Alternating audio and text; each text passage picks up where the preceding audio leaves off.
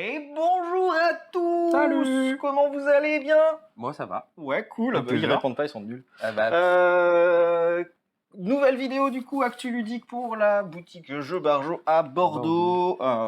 Plein de choses, comme vous pouvez voir juste ouais. devant vous. Et encore, il y a des trucs qu'on n'a pas reçus. C'est vrai. Il faut imaginer encore plus de trucs, quoi. Comme ça. Ouais. Montagne de jeux. Merci pour les commentaires, j'ai vu que ça vous avait fait plaisir le nouveau son. Et oui. C'est agréable des oreilles, vous nous avez dit. Puis voilà, du coup on est En content. 6 mois, on fait des efforts. Exactement. Et pareil, merci à vous parce qu'on vient de dépasser les 100 abonnés. Alors c'est pas grand chose, mais pour nous, c'est un peu les étoiles. Ah, clairement. On est devenus des stars, là, ça change Tout. C'est la totalité du monde. C'est ça. Exactement. Je te laisse commencer avec ton gros bébé là. Ah ouais. Allez. Alors, Assassin's Creed Brotherhood of Venice. Bon, j'imagine que vous connaissez au moins de nom le nom Assassin's Creed, la célèbre série de jeux vidéo où vous êtes des assassins dans le temps, tout ça.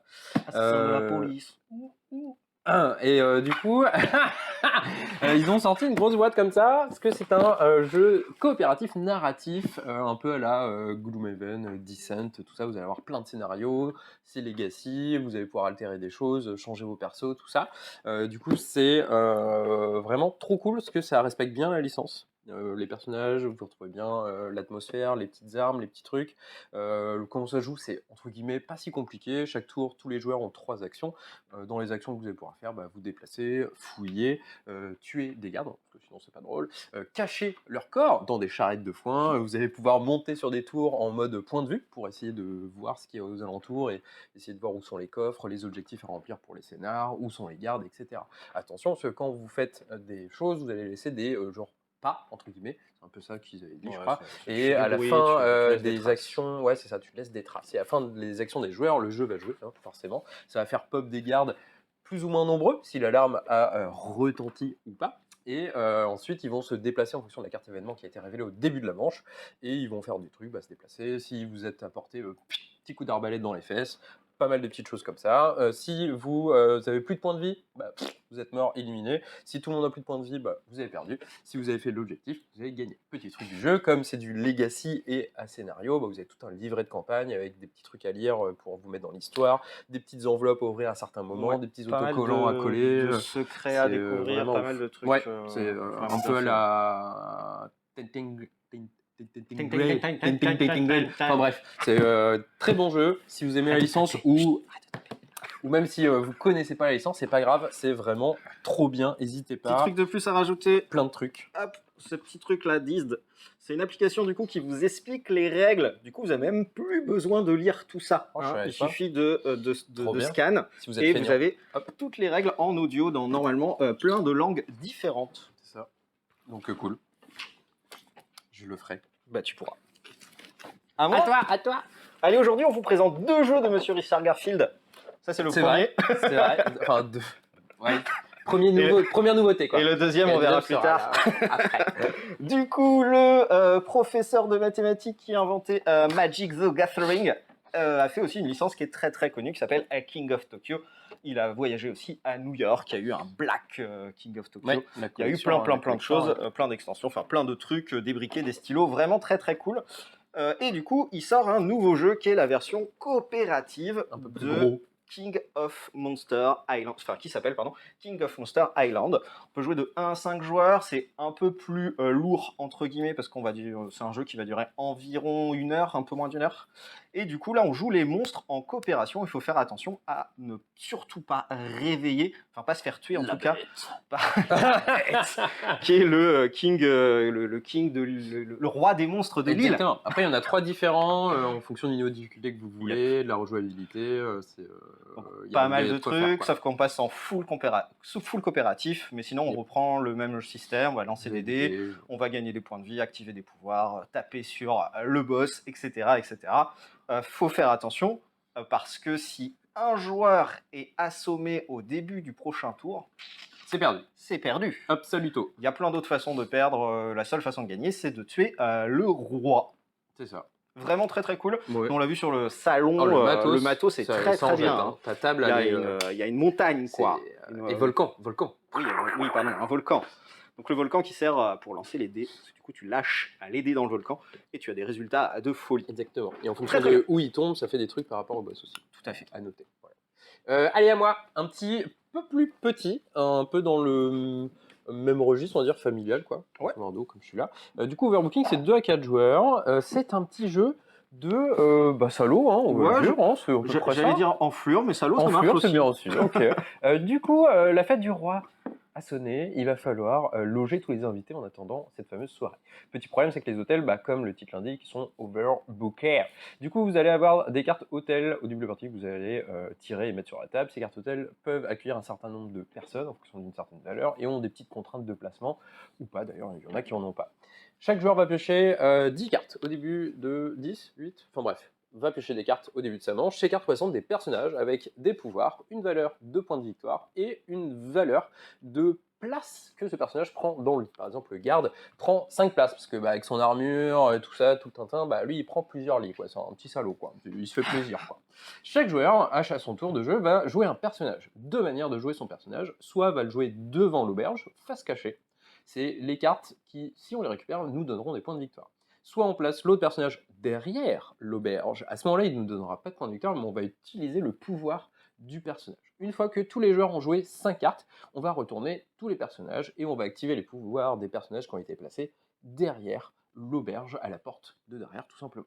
Les petits pouvoirs, ça va être les petits trucs de salaud. Vous allez soit réduire la place que l'auberge normalement peut accueillir, ou l'augmenter au contraire, ou prendre la place de personnages d'autres joueurs, etc. etc. Vous avez plein de petits coups, de filou, exactement. Et ensuite, les personnages qui sont restés dans l'auberge vont pouvoir aller dans les points de victoire des joueurs, tout simplement. Donc c'est un petit jeu de bluff, de guessing, de petites stratégies quand même, parce qu'il va falloir essayer de jouer en fonction de ce que les autres ont pu jouer. Et celui-là qui, à la fin de la partie, a le plus de points de victoire avec les personnages récupérés, va l'emporter tout simplement. Du coup, Overbooking, c'est vraiment top si vous aimez les petits jeux légers avec du bluff et des petits coups bas pour animer des petites soirées jeux, quoi, tout simplement. Si vous voulez plus avoir d'amis, ça marche très bien.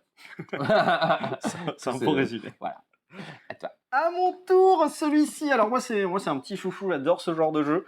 Le seul problème c'est qu'il faut, dans un studio ça marche pas parce qu'il faut au moins 2 pièces pour jouer.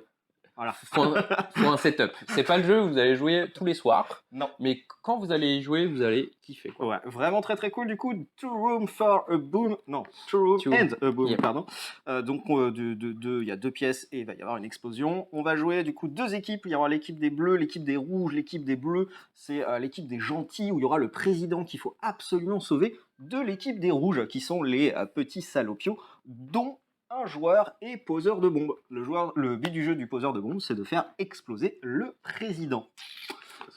Comment ça se passe concrètement? Du coup, au début de la partie, on va tous piocher une carte, ça sera un rôle secret, et ensuite on divise tous nos convives pour qu'ils aillent dans 2 chambres différentes. Suivant le nombre de joueurs, il y aura des tours qui vont être plus ou moins longs, mais en moyenne, c'est 4 minutes par manche. Et pendant ces 4 minutes, on va discuter et décider d'envoyer un certain nombre de personnes dans l'autre pièce. Du coup, il va y avoir un échange de personnages petit à petit. Avec cet échange de personnages, il va y avoir des échanges d'informations.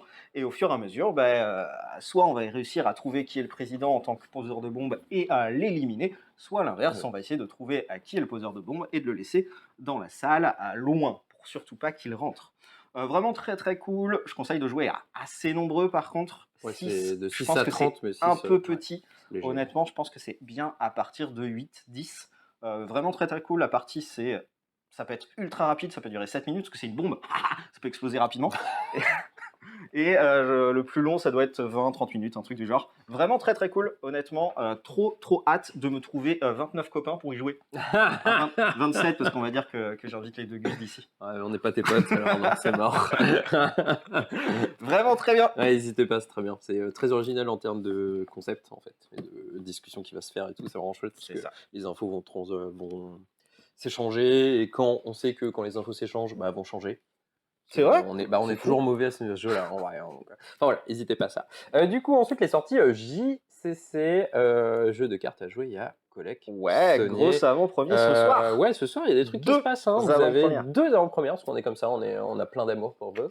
Il y a Magic, la nouvelle édition Brother War, la guerre fratricide en français. Du coup, Mishra et Urza, les 2 personnages emblématiques de Dominaria, je pense que ça c'est assez bien, assez ouf. Et du coup, pack d'AP, les boosters d'extension qui seront dispo si vous voulez en acheter, mais que par boîte, parce que la sortie officielle c'est vendredi prochain. Tout à fait. Vous aurez les boosters draft, les collecteurs, Vendredi les prochain, il y deck a tout. commanders, il y aura tout, la totale. C'est Voilà, la folie. n'hésitez pas. Et du coup, après, Dynasty, regardez cette nouvelle extension de Flesh and Blood. Je suis tellement hypé. Alors je peux pas trop vous en dire parce que j'ai une règle de pas de spoil sur cette et du extension. coup, c'est maintenant qu'on le spoil. Non. Nouvelle classe assassin. Ça, je savais déjà. Merde. C'est bon. Les deux trucs que je me suis fait spoiler, c'est je sais qu'il y a un nouvel arc et je sais qu'il y a des assassins. Enfin peut-être un ou des je ne sais Et pas. des nouvelles mécaniques. Oui aussi, oui forcément. Bah, Avec forcément. une nouvelle classe. Et quel Ah, gros voilà, spoil, dis c'est donc. tout ce que je sais. Le reste, je ne sais pas. Voilà pour les sorties. Niveau événement au barrageux, et ben, du coup, vous le savez déjà, Les avant-premières. avant-première ce week-end. Donc, grosse soirée vendredi. Parce qu'on fait avant-première de Magic plus de Flesh and Blood en même temps. Et ensuite, samedi, dimanche, vous avez plein d'avant-premières de Magic. Il y a le retour des loups-garous mardi, si jamais ça vous branche. Et après, allez sur le réseau, voilà, regardez un petit peu. Insta, Hein, Facebook, soyez Google, indépendants. Je vais pas tout vous dire à chaque fois. Non, mais oh! Et puis voilà. Hein, bah ouais, je pense qu'on a fait le tour. Ce sera tout, je pense, Ouais. pour cette semaine. on vous fait Yep. des bisous. Bah ouais, deux petits bisous. Bon Bisous. week-end, amusez-vous bien.